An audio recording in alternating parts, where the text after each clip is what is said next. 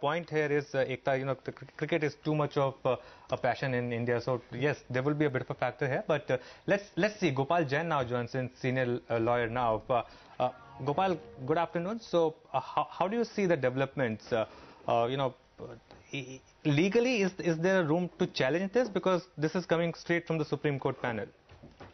No, first look, that it's the integrity of the game which is being protected, and that is always sacrosanct. All the controversies which have come must be, dealt with firmly and taken to its logical conclusion. So I think this is a very good decision which has come in terms of recognizing that yes, punishment was required, exemplary punishment.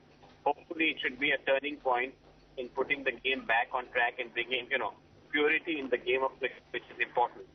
And B, of course, like in any case, whenever there's an adverse decision, you can always consider some challenge. But as you rightly said, since it was a committee Supreme Court, the scope and chances for interference is minimal. But it is not something which can be ruled out. Okay, so when you say it cannot be ruled out, because there's still a lot of time to go for the next IPL, what is the next remedy which is available to some of these teams? Because we at the end of the day, as we just discussed, it is straight away coming from the Supreme Court panel. Yes, one can always, file objections to the report of the panel if somebody considers that, that is what they would like to do. But as I said, this is pretty much close to finality. And I think at the moment, one should not think of a challenge, but appreciate the fact that such important decision has taken by this committee, which was tasked with this assignment, and it will go a long way in putting cricket where it should be. Okay, well, we have some more details separately which are coming out on the Iran nuclear deal, so do watch out for that. It's flashing on your screen, and Brent crude prices are just about hovering at $56 per barrel. But let's get back to the IPL story now. We have Mahesh Jethmalani joining in to talk about this as well. Hi, Mr. Jethmalani, thank you very much for joining in this afternoon. Your take in terms of what the Supreme Court panel has decided, and would this then be set in stone, or is there, or what would be the way forward according to you?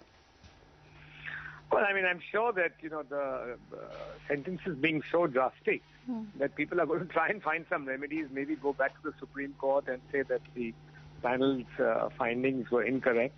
But, I mean, by and large, it redounds to cleaning up credit. But then, if you make franchises, if you hold some kind of vicarious liability, I can understand the action taken against Mayappan and Kundra, because they were directly involved prima facie in betting. I mean, subject to what they might say in their criminal cases, nobody wants to prejudice them. But as far as the franchises are concerned, you're penalizing the whole IPL, the cricket-loving public, and two teams and honest players are also being. And then if you say that this is all for the good of the cricket, then the entire BCCI, everybody must be asked to step down. All people who were responsible for the BCCI, because they were ultimately IPL is controlled by the BCCI. And if you hold the franchisees as not being as being responsible vicariously for the activities of some of the owners, right? Then why not extend that principle to everybody in the BCCI? Yeah. All the politicians and everybody in the BCCI who were remiss in taking action at the appropriate time at that time. I know Srinivasan was the president, but what about everybody else? Yes, Mr. Jethmalani, yes, that point is taken, because the ones who will get punished the most right now are the fringe players of these teams, both Chennai Super Kings and Rajasthan Royals. Do you think you're completely penalizing them? Yes. Do you think a big penalty on these franchises could have been a better option? I think a very, very heavy penalty should have been imposed on both these franchises. That's absolutely right. That would have been, in my respectful submission, the more appropriate. I think to suspend them for 2 years is actually punishing the cricket-going public and those who enjoy IPL also. So and then why not extend the argument to everybody in BCCI? If you really want to clean up cricket, what about those who were at the summit? Why are they not responsible? Okay. All right, Mr. Jethmalani, we leave it on that note. Thanks very much.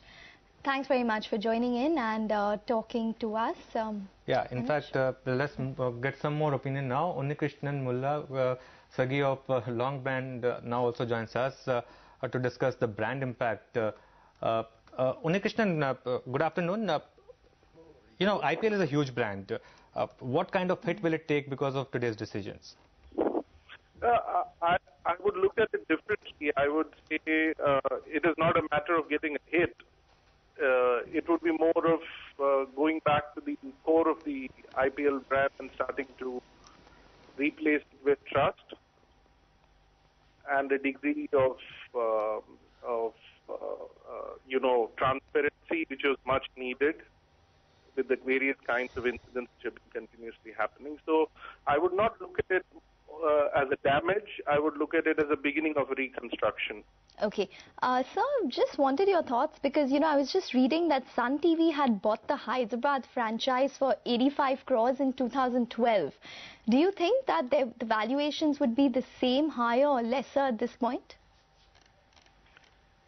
I cannot comment on the valuation per se, but all that I can say is two things. One, I think the steps that are being taken would rebuild the strength, the long-term strength of the IPL brand and its franchises.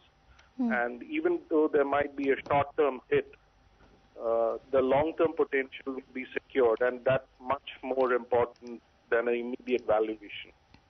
Okay. All right, fair enough. We leave it on that note. Thanks very much for joining in and talking to us. So that's all of the opinion which is coming in on what is a developing story at this point in time.